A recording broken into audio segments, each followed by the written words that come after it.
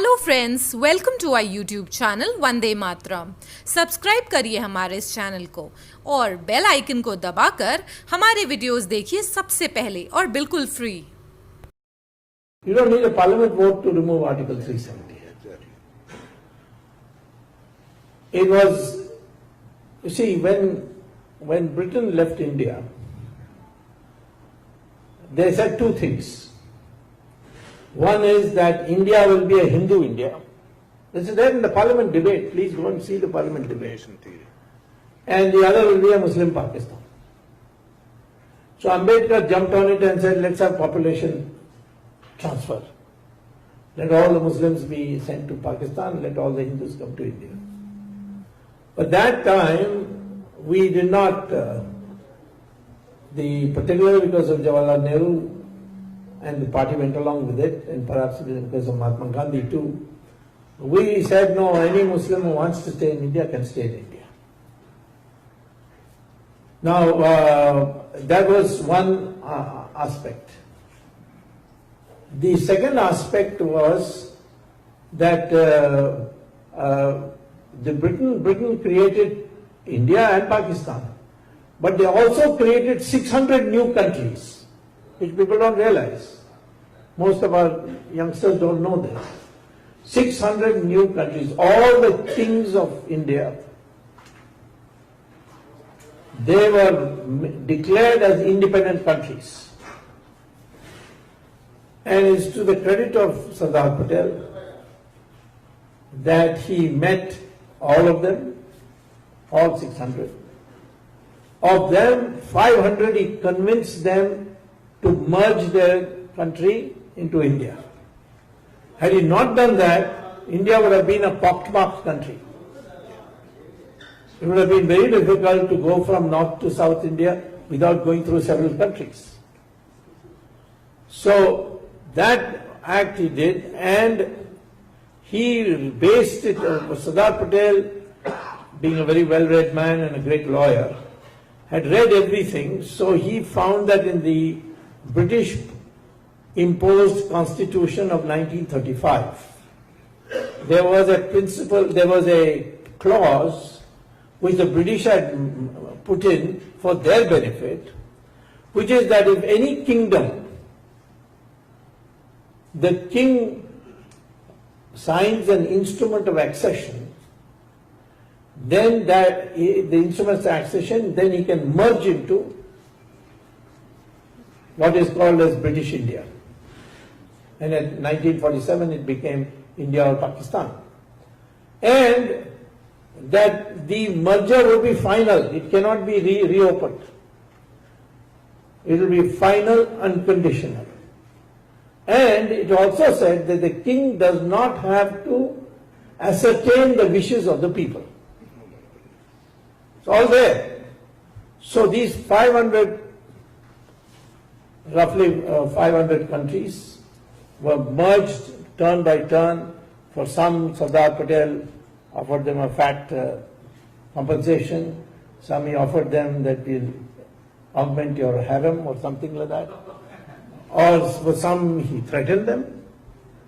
And in the over a period he managed to do it with a great achievement. And the builder of modern India should be Sardar Patel and nobody else. It's a tragedy.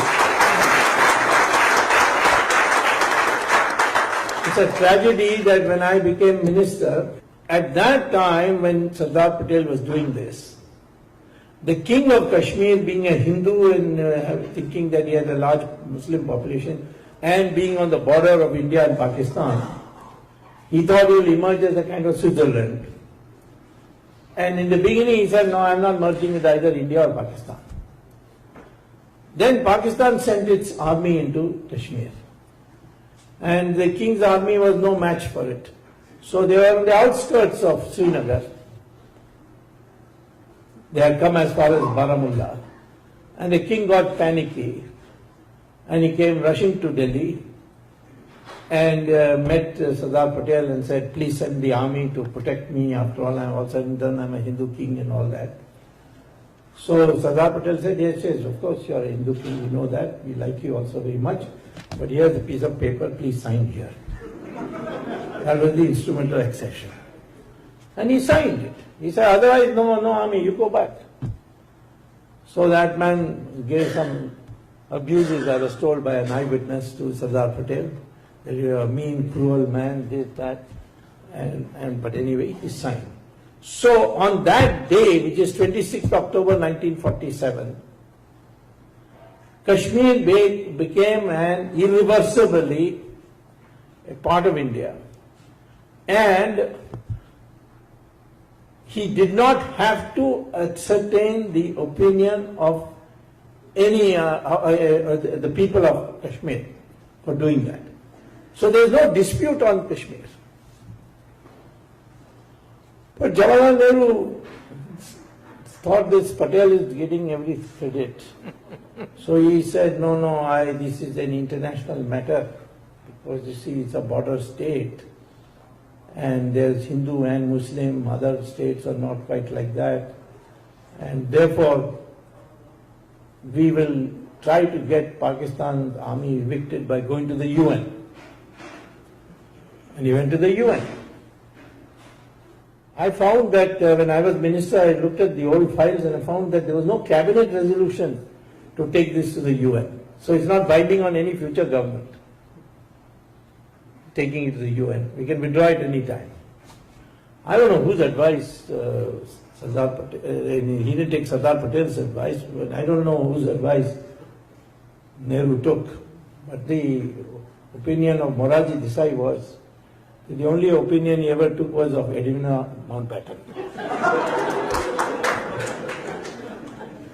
And after doing it, he promised Article 370 to be incorporated in the new constitution, which was being discussed at that time by the Constituent Assembly. The president of the Constituent Assembly was Rajendra Prasad.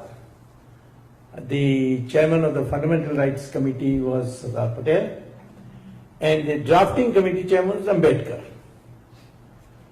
So, therefore, it had to be, we were at the, at the stage when by then it will be 1948. We were fairly advanced stage. The constitution was finalized and adopted by the Constituent Assembly in 1949 November. So, this had to be now inserted. But Jawaharlal Nehru didn't have the courage to move the motion himself, because he knew that people would be very hostile. The Constituent Assembly may turn him down.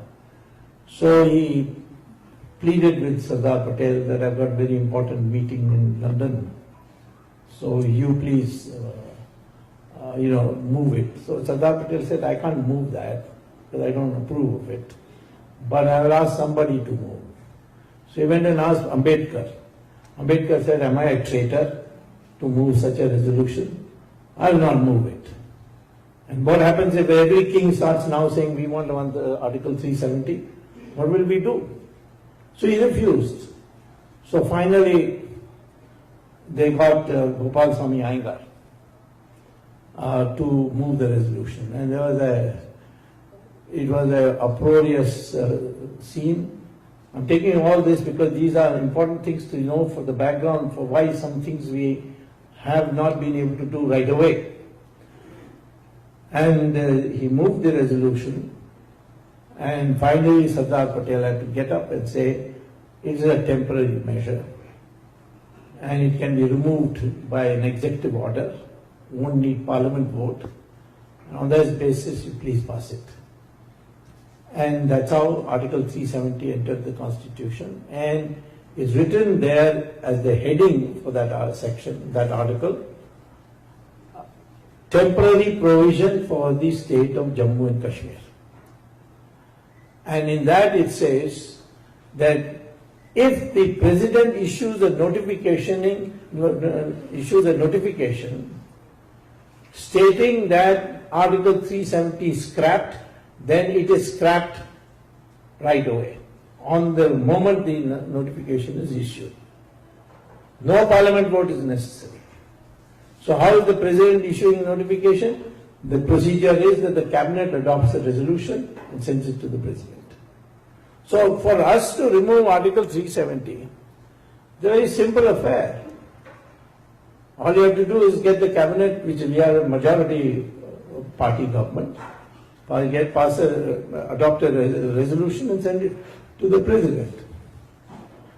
Well, there are 2-3 precautionary remarks I'd like to make on that. One is, I'm not sure that the president will not send it back saying please reconsider, which would have a very adverse international effect. And the president is retiring in 2017, and we have enough numbers to get our own president elected, so maybe it can be done after that. So if there is people keep asking why 370 not removed, why 370? This is the only thing that is, it's easy to remove it. Then if you want to remove it, why you got this alliance in Kashmir?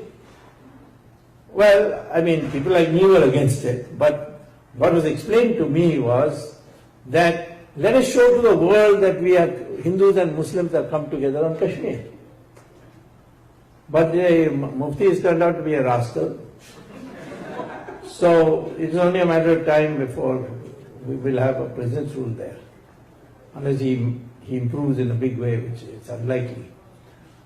So therefore, you know, there's a background to all these things, why we are not implementing it.